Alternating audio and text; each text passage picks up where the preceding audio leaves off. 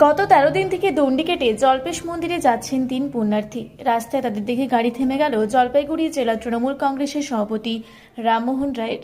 গাড়ি থেকে নেমে পুণ্যার্থীদের সেবা শুশ্রূষা করলেন তৃণমূল নেতা।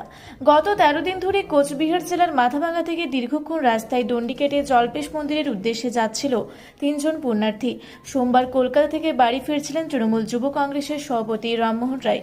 সেই সময় তাদের রাস্তায় দেখতে পেয়ে তিনি রাস্তায় গাড়ি দাঁড় করিয়ে তাদের কাছে ছুটে যায়। দীর্ঘক্ষণ দণ্ডি কাটার ফলে কিছুটা হলেও পুণ্যার্থীদের শরীরে ব্যথা বেদনা শুরু হতে পারে, সেই জন্য নিজের হাতে তাদের পা ধুইয়ে দিয়ে লাগিয়ে দেয় ব্যথার ওষুধ। আপনারা দেখছেন রূপসী বাংলা মিডিয়া। এখন একটা ছোট্ট বিরতি, ফিরে আসছি বিরতির পর। পুরুলিয়ায় পাত্রপাত্রী যোগাযোগের একমাত্র বিশ্বস্ত প্রতিষ্ঠান বিবাহ পরিচয়। আপনার মনের মতো জীবনসঙ্গী খুঁজতে আপনার পাশে রয়েছে বিবাহ পরিচয়। তাই আর দেরি না করে আজই যোগাযোগ করুন বিবাহ পরিচয় municipality commercial complex, second floor, Chaibasa road, opposite PWD office, Purulia. Mobile নম্বর 9232440272 অথবা 8370970472। ফিরে এলাম বিরতির পর। আপনারা দেখছেন রূপসী বাংলা মিডিয়া। পুণ্যার্থীদের সেবা শুশ্রূষা করেন, পাশাপাশি তাদের জন্য সামান্য ফল আহার ব্যবস্থা করেন। এমনকি তাদের যাতে মন্দিরে গিয়ে জল ঢালতে সমস্যা না হয় সেই বিষয়ে মন্দির কর্তৃপক্ষের সঙ্গেও কথা বলেন তিনি। এই বিষয়ে জলপাইগুড়ি জেলা তৃণমূল যুব কংগ্রেসের সভাপতি রামমোহন রায় বলেন, বাবার ভক্তদের সামান্যতম সেবা করার সুযোগ পেয়ে আমি কৃতজ্ঞ। দাদা, দেখলাম একটা রাস্তায় আপনি যে সমস্ত পুণ্যার্থী বাবা শিবের মাথায় জল ঢালার জন্য দণ্ডি কেটে কেটে যাচ্ছেন, তাদের একটা ছোট্ট কর্মসূচি পালন করলেন। কি ছিল আদৌ দাদা?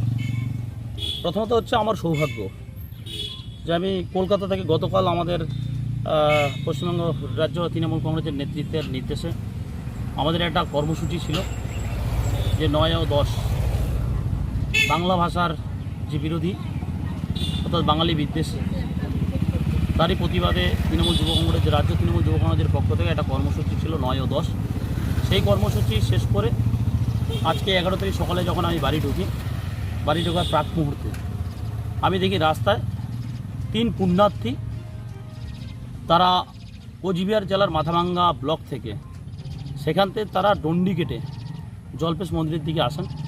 আমি এ কারণে প্রথমেই বললাম যে এটা আমার সৌভাগ্য যে আমি বাড়ি ঢোকার পথেই দেখি যে তারা 3 জন দণ্ডি কেটে সেই পুণ্যার্থীরা জল্পেশ মন্দিরের দিকে যাচ্ছেন। তো প্রথমে বলি, আমরা নররূপে নারায়ণ, মানুষের ভগবান। কোনো জায়গায় দেখবেন কোনো সময় যখন হট করে কোনো ঘটনা ঘটে যায়, একটা মানুষ হয়তো কোনো জায়গায় কোনো দুর্ঘটনা ঘটে, খুব একটা সেখানকার এলাকার মানুষ তাকে খুব দ্রুত গতিতে তাকে নিয়ে হসপিটালে গিয়ে ভর্তি করে, অর্থাৎ ভগবান মানুষ রূপে এসে তাকে হয়তো সেই সময় হসপিটালে ভর্তি করছে জন্য তার প্রাণ বেঁচে যায়। এরকম অনেক ঘটনাই আমরা দেখি। সেই জন্য মানুষ অনেকেই বলে যে মানুষ ভগবান রূপে এসে আমাকে বাঁচালো। এরকম অনেক ব্যাপার আছে, এগুলো আমরা স্বভাবতই আমরা মেনে চলি।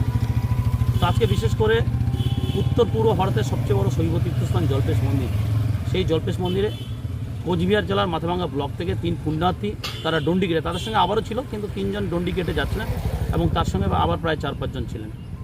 তারা দণ্ডি কেটে বাবা জল্পেশ মন্দিরে আজকে শেষ শ্রাবণের সোমবার সেখানে জল ঢালতে যাচ্ছেন এবং বাবার মাথায় জল ঢালতে যাচ্ছেন।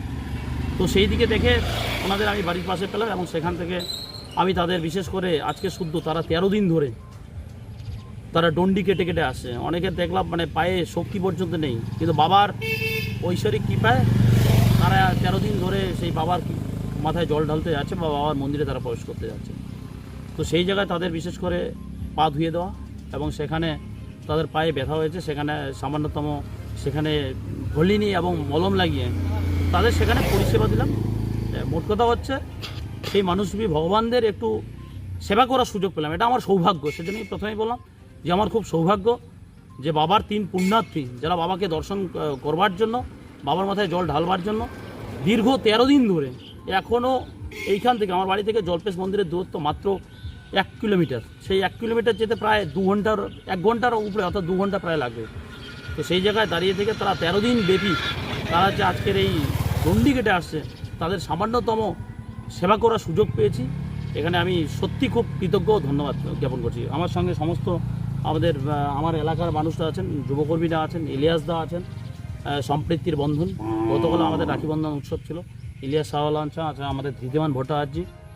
তো তো সঙ্গে সর্বদা আমাদের সকল মানুষ আছে, সবাইকে নিয়ে আমরা এই কর্মসূচি, ছোট্ট কর্মসূচি খুব তাদের সামনে দেখলাম এবং সেই কর্মসূচি আজকে পালন করলাম। জলপাইগুড়ি থেকে কনক অধিকারীর রিপোর্ট, রূপসী বাংলা মিডিয়া।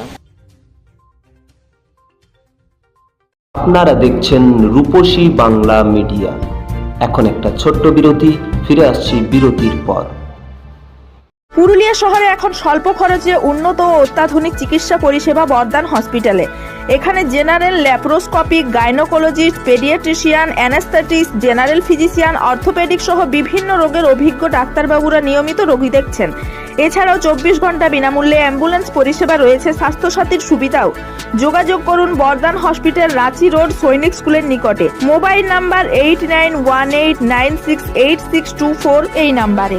সারৈকেল্লা খরসোয়া জেলার সুবিখ্যাত কবিরাজ ভদ্রসেন ভকত TB, filaria, sugar, tumour, Baat, ধাতু, এক্সিমা, দাঁতের রোগ, কানের রোগ, গুপ্ত ও যৌন রোগ ইত্যাদি চিকিৎসা করেন। এখন নিয়মিত চেম্বার করছেন প্রতি সোমবার বান্দোয়ানে, শুক্রবার বড়াবাজারে সারগোতে, রবিবার এঁচাগড় থানার টিকর গ্রামে, মঙ্গলবার রাজনগর থানার কেন্দ্রমন্ডিতে, বৃহস্পতিবার নিমডি থানার রঘুনাথপুরে।